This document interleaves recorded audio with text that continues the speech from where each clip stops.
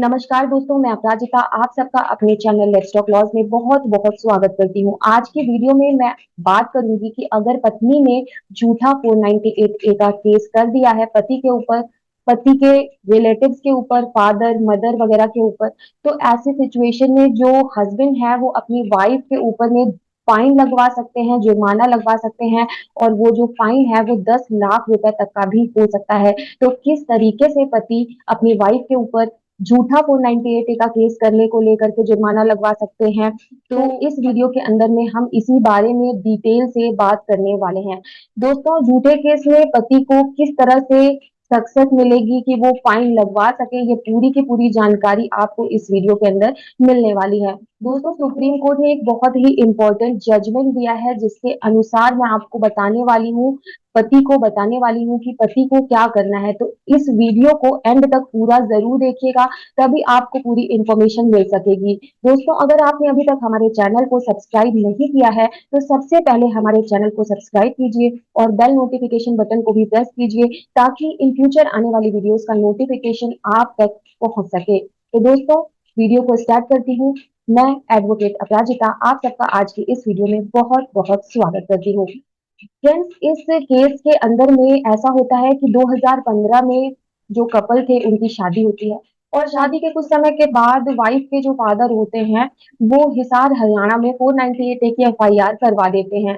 पति और पति के फैमिली मेंबर्स सभी के ऊपर में इन्होंने एफआईआर करवा दी। उसके 5 दिन बाद में उन्होंने फिर से उदयपुर राजस्थान में फिर से उसी मैटर को लेकर के एफआईआर करवा दी, पति और पति के घर वालों के खिलाफ 498A की, जिसके अंदर भी उन्होंने सेम बातें कही थी, सेम एलिगेशंस लगाए थे जो उन्होंने हिसार हरियाणा की एफआईआर में लगाए थे।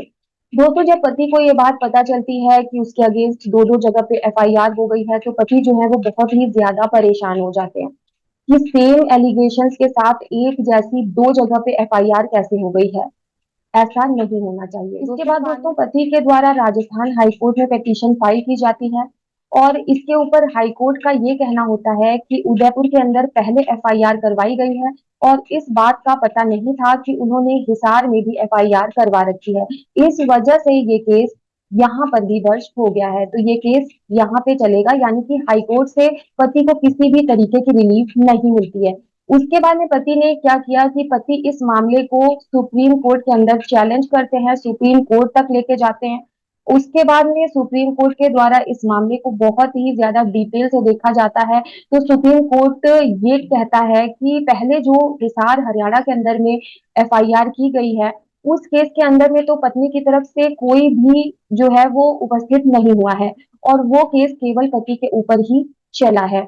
उस केस के अंदर में पति बरी भी हो चुके हैं, तो इसका मतलब ये है कि ये केवल पति को परेशान करने के लिए पत्नी के द्वारा किया गया है, पत्नी के घर वालों के द्वारा किया गया है, पति को हैरेस करने की नीयत से ऐसा किया गया है। तो दोस्तों, इसके बाद में फिर दूसरा केस डाला गया है पति को परेशान करने के लिए, पति को हैरेस करने के लिए। सेम एलिगेशंस के साथ दो दो अलग अलग जगह पे एफआईआर हो भी नहीं सकती है। तो इस तरीके से ये केस जो है वो पति के हैरेसमेंट का हुआ, पति को परेशान किया गया और कोर्ट का समय भी बर्बाद किया गया। तो पति के हैरेसमेंट की वजह से सुप्रीम कोर्ट ने इस मैटर में 5 लाख का फाइन लगाया।